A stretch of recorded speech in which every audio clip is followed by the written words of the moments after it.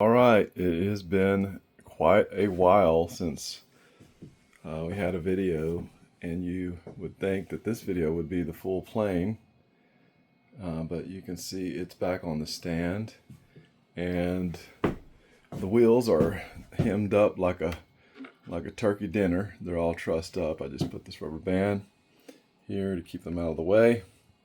And so why is that? Well, I got it all together and got it on the scales and set it down, and it was squatting too deep.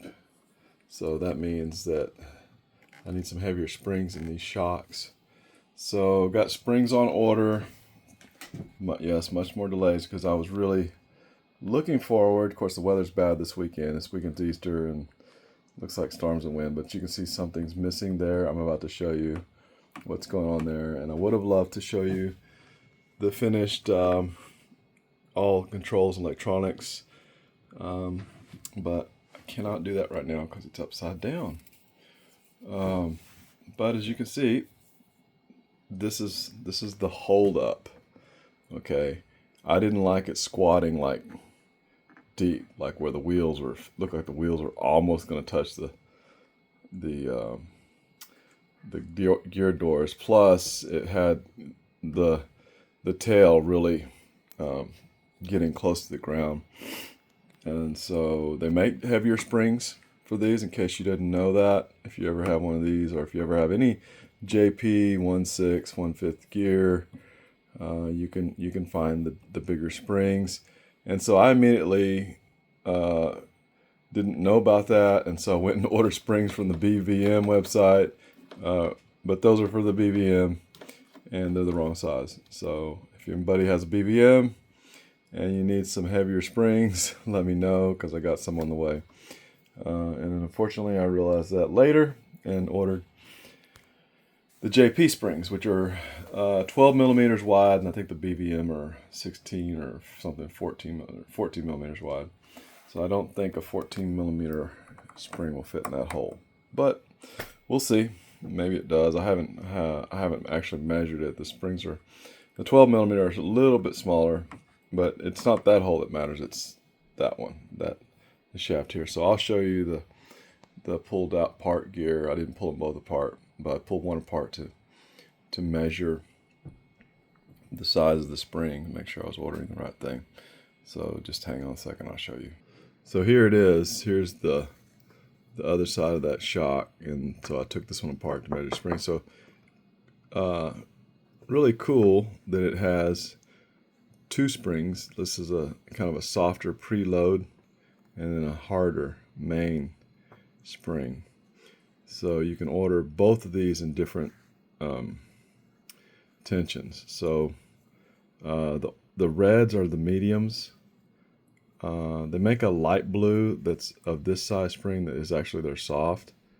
The yellow for this size is the softest as well. It doesn't feel soft, but the plane is 40 pounds. So this spring I'm gonna get. I got a couple of different options. So I got the hard of this and the medium of this, and I didn't get this spring as a hard because I was like, well, at the very least, I still want the preload spring to give a little. And but I got a harder. This is the medium. I got the harder of this particular spring, and I got the medium. This is the soft. I got the medium of this spring. So I'm going to put a medium and a hard, and this is a soft and a medium. But I could put, I could keep the medium and the medium, or I could put, I could actually put a hard one here and the medium. But I can't imagine why you'd want this preload one to actually be harder than the main one. So this one was probably always going to be a medium, and this one will either stay as a medium or become a hard. So right now, I'm just going to step them both up. So that soft one will become a medium, and that medium will become a hard. And then I'll try that, and then whatever combination. I want to show you one other thing.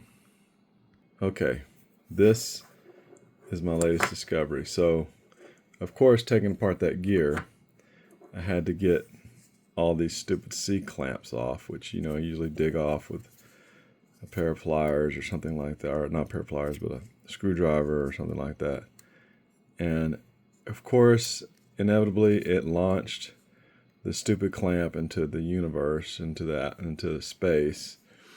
And I was really frustrated, and I started researching, and I found this little cool thing. It's made by Dynamite, which I believe Horizon also distributes this brand of tools. I'm pretty sure, but I didn't buy it from Horizon. But this thing is super cool because you can use this thing to pop off your E clamp. You can see how it's got kind of two pieces there.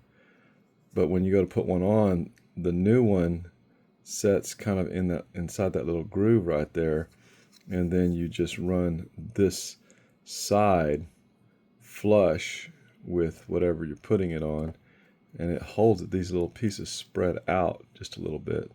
There's a gap right there between them, and it holds it and slides it right back on there, so it can pop them off because it uses the two prongs. You just use the inner clip part instead of this part. You take this piece and you lay it flat and you push, and it pops it off, and then you flip it over when you want to put one back on. You set your clip in there, and then you slide it along. And man, I wish I had found this sooner, because those stupid little E-ring thingies, E-clips is what they're called officially, are a total pain in the butt. So, and then I ordered, a big box of these clamps. Let me show you those. So here they are. You can get these on Amazon, and let's see if I can open it one-handed. I opened it, knocked the clip off. But you can get these on Amazon. They range from like $8 to $15, and they got every possible size of E-clip. Now I will say that whatever E-clips that JP uses are thinner profile, but the diameters for the clip is the same, so these work. And so I'm not sure what JP is using, but their little clips are extremely slender, and these are standard. This is a standard metric set, so I ordered metric. You can see the little millimeters, and of course I'll never use these big things here. But either way, I've got them. If you ever need a big E-clip, let me know. I'll give you the whole freaking bag. I need these, and so I have always those. I mean, I don't know anybody who hasn't had the pleasure of that's if you get involved with models, of having to deal with one of those stupid clips or losing one, and just the fun of taking them off and putting them back on. So that's where this thing comes in. It's super handy, and then you got a bunch of extras. So, if they launch into orbit, you're just like, bye-bye, and you go get another one. So anyway, that's my share for today. That's where we're at, and I have no idea when my new springs are coming. All I know is it's not going to be fast, and so disappointed that it's going to take so long, but I'm glad there's an option that's pretty easy to get this thing going.